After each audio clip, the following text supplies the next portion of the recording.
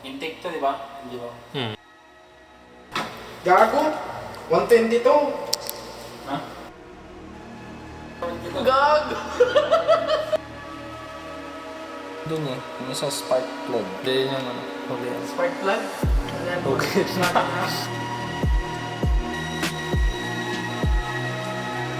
Hello guys, in this video we will be building the ultimate white build gaming PC costing of over $4,500 US. So I'm here with Charles and Karl, who is the owner for this PC, but we only have minimal experience on PC building. But I was in IT for my job, so I'm pretty knowledgeable to this stuff. Now the intro's done, here are the specs.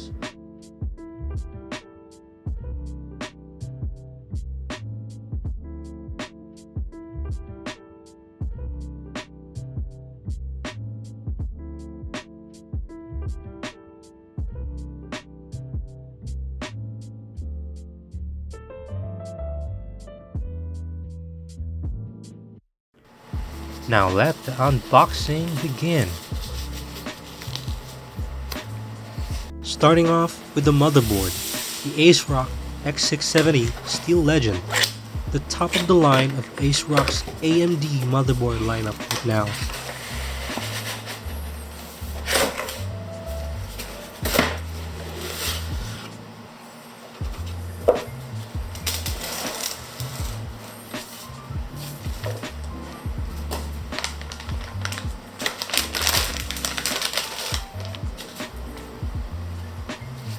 All will be installed in the Lian 011 Dynamic Evo. This case is loaded with features, which is I think the best case I've ever handled so far in my life, and pretty heavy as well. And for the drives, we have a total of 2 terabytes of Samsung 980 and the 990 Pro Evo for the fastest loading times. Comparing both 980 and the 990, the 990 is more jacked up version of the 980 for the performance. Both are PCIe Gen 4, but for the general user, the difference won't be that much noticeable.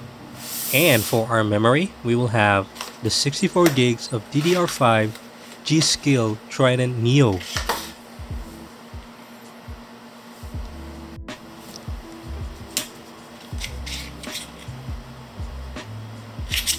And now for the CPU, the Ryzen 9 7950X3D, which is said to be the fastest CPU on the market right now, and the top of the line from the AMD CPU market.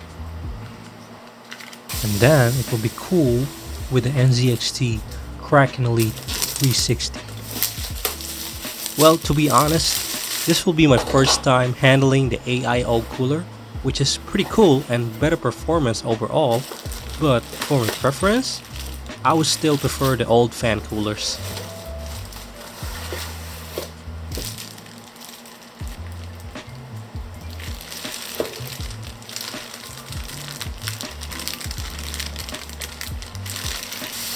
For the case fans, we have the Lian Daisy Chain SL120-140 fans, and I'm telling you, these fans are pretty cool with the daisy chain feature, which I'll explain later in the video.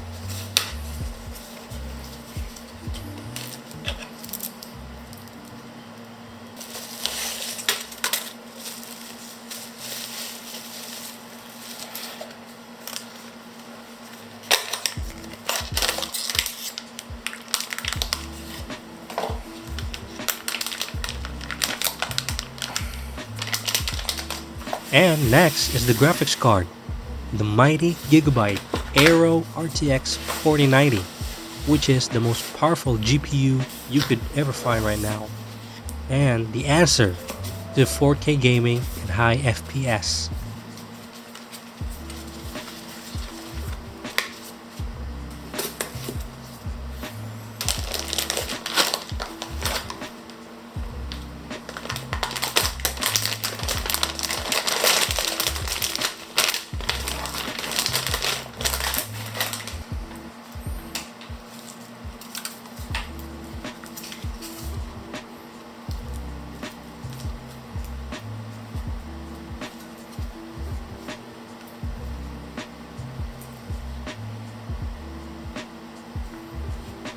power up all the hardware, the chosen power supply is the 1000-watt FSP Hydro PTMX Pro, fully modular and platinum rated.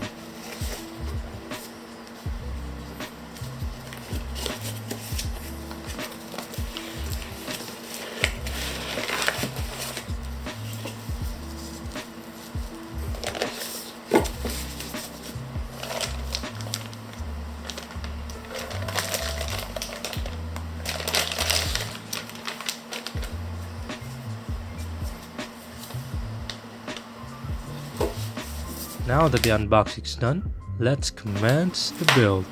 We will start from the motherboard. We will be installing the drives. First is the 1TB Samsung 990 Pro. We decided to install it in a PCI Gen 5 slot since the 990 Pro is a Gen 4 drive. But it was said that the Gen 4 drives are compatible with it, so that should work fine. And after that, we installed the 980 Pro, which we installed a heatsink with it that we bought from Shopee.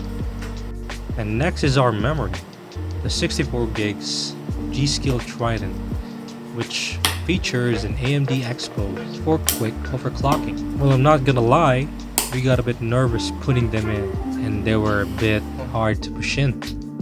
Next is the CPU, the Ryzen 9 7950X3D. I was surprised that AMD ditched the pins from the AM4, making it less worrying about pen pins while installing the CPU. And the CPU has this distinctive shape, which is kinda unique. Yeah, don't mind my finger. I think he needs some fresh air.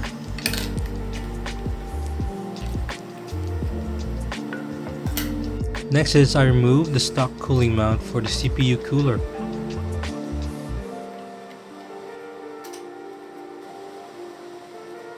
First, I was confused which cooling mount from the NZXT should I install. And after figuring out from the manual, I found the intended mount for the AMD from the pack. And of course, this build won't be complete without peeling.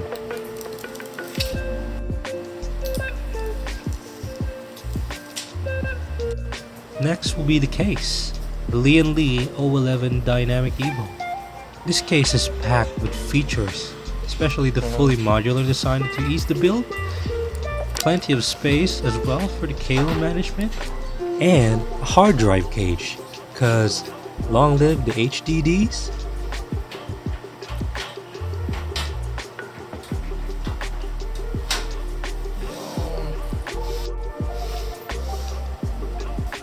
After pulling out the panels, we then connect the necessary cables to the PSU. We just match it with the labels and connect it to their respective slots.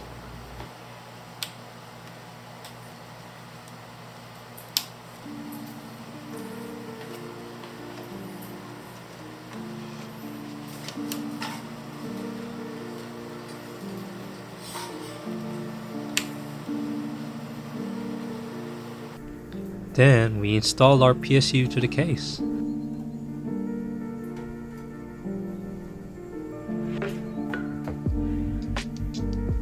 Pretty easy.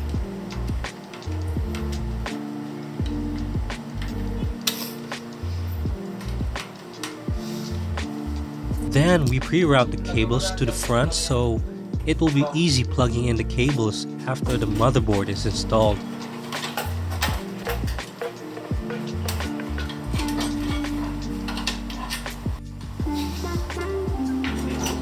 We then installed the motherboard to the case. What I learned here is that the high-end motherboards already have pre-installed I/O shields, so no need to worry of installing the I/O shields first.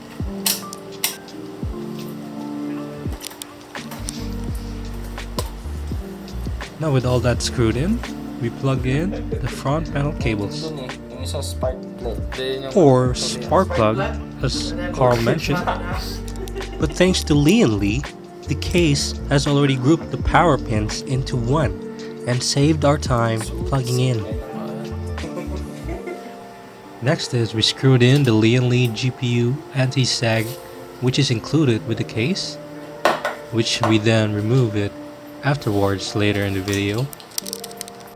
We then now proceed with the CPU cooling, the NZXT Kraken Elite, which is said to be the new version. What is cool about this thing is that it features display from the header, and you can customize it to GIFs or any pictures you want to display. And here's Charles trying to fit the fans. Screw that in.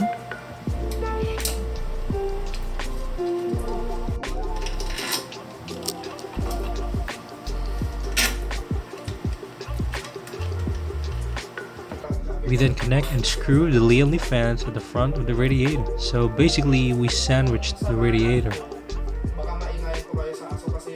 After that, we plugged in the CPU power cable first to the mobile because we'll be mounting the sandwich radiator on top, or else it will be hard to reach for the cable if it's after. Now that's fitted, we then apply the thermal paste to the CPU using the Arctic MX4.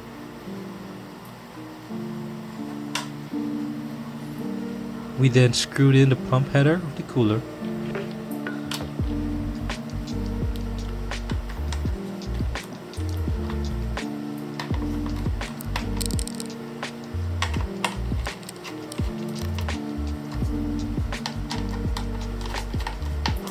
We then proceed with fitting the cooling fans.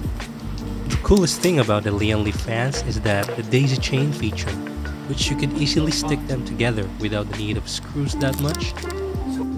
And this is actually the part where we struggle. Well, the first is we're trying to fit the 140mm fans for the front intake. We were a bit skeptical if it will fit because we had a hard time fitting in it, but after a few adjustments, we managed to fit it in. Second is the airflow, as we're still a bit confused at this point which of the fans are intake and exhaust, but as one YouTuber said, faces suck, and that advice really helped. And third is we always forget about clearing out the cables before installing them, so we uninstalled the fan bracket many times. But at least removing and installing them is easier thanks to the case feature.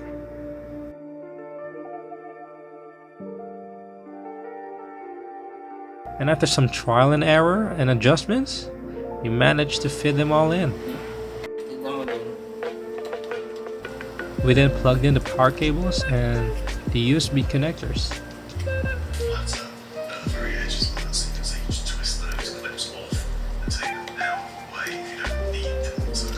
And for the cherry on top, the graphics card, the RTX 49.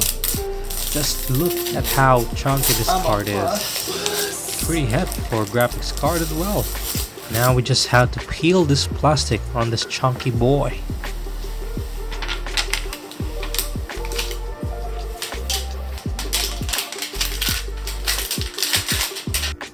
We then now attempt to connect the graphics card. Oh, a bit heavy I guess? Scared? Kinda. Well, not gonna lie, I was a bit nervous that I could break the PCIe slot, so I needed a bit of help. After checking out why we could not push the GPU in, it turns out the anti-sag was in the way and couldn't fit the card, so we then had to remove it and tested the fit, and finally went in. Luckily, the Gigabyte Aero model for this card has the anti-sag bracket included in the box, so we tested the fit and it works. And it's cool because you could adjust it side to side.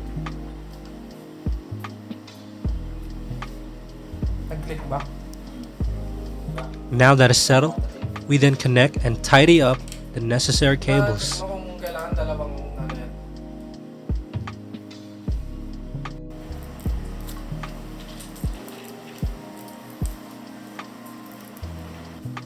And for our first test, we just need to test if all the lights will power up.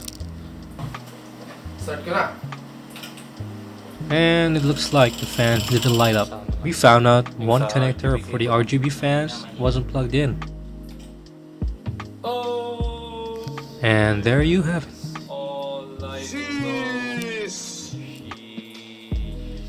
Now for our last test is the post, and that will be plugging it into the monitor, which is the 49-inch Samsung Odyssey Ultra Wide. Jeez, just look at how wide is that. Alright, let's go! After we've installed and configured all the necessary software, we then proceed with the games. To start off is the Cyberpunk 2077 2.0 with all maxed out at Ray Tracing Overdrive. It hit about 80 FPS at 2K resolution at normal temperatures. Second is the CS2 with max settings, hitting around 300 to 400 FPS at 2K resolution. With everything stable, we then now proceed with managing the cables. And after more than 6 hours of blood, sweat, and tears, I may now present you our final result.